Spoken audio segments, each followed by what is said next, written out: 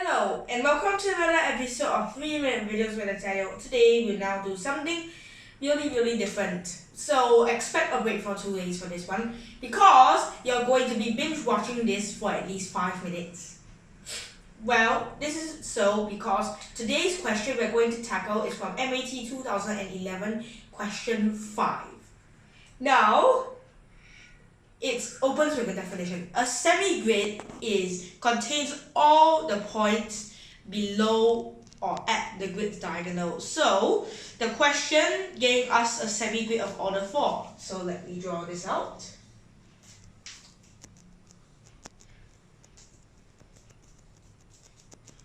This is quite mundane, but you turn all the squares into stars, you get the Greek figure used by the Pythagoreans in what is called tetraktys, which basically has 1, 2, 3, 4, 1, 2, 3, 4, and lots of other number theoretical and numerological things as well. So it gave us an R here.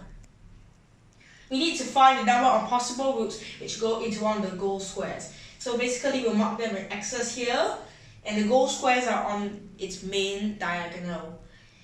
Now, we are now going to draw from R to one of the X's. So as X, there's only one way. For this X, how many ways?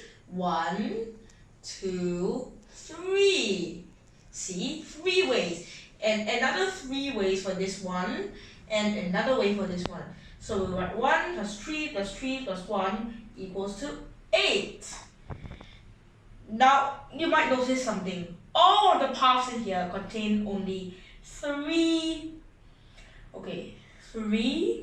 steps. What do you look at that? The robot can only move in 2 directions, and yet it produces a really interesting variety of patterns. If we draw a semigrid of orders 1, 2, and 3 superimposed on one another, let's draw them because I'm a fun person. So there's only one way this can be done when it's a semigrid of order 1. You have 1, and then you have 1, 1, then you have 1, 2, 1. Let's sum them. So it's 1, 2, 4. Now you can justify a formula for this. You realize these are the powers of 2, and for those of you who can work out formulas, the formula turns out to be 2 to the power n minus 1, where n is the order of the semigrid. The reasons for this can also be justified by imagining not a robot but a drunkard having a random walk. So imagine your friend is a drunkard.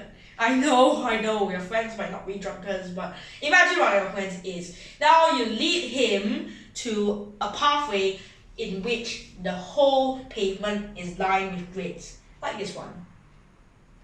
And it stretches out infinitely in many directions.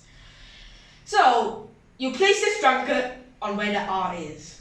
Now, you can only give him 2 directions. As the drunkard doesn't know what he's doing, he's only given 2 directions. So he's given 2 directions, say left and right. Now, this drunkard, which we'll present as 1, how many ways will he take if he doesn't walk? Simple, 1 way, he just stays there. How many ways does he take when he takes 1 step? 2 ways, 1 left and 1 right. How many ways can he take when he takes 2 steps? He can take 1 here, he can take 1 here, but wait, this square also has another path, so it's 2, 1. Hey, would you have a look? These are the first few rows of Pascal Triangle. So now we have justified our decision.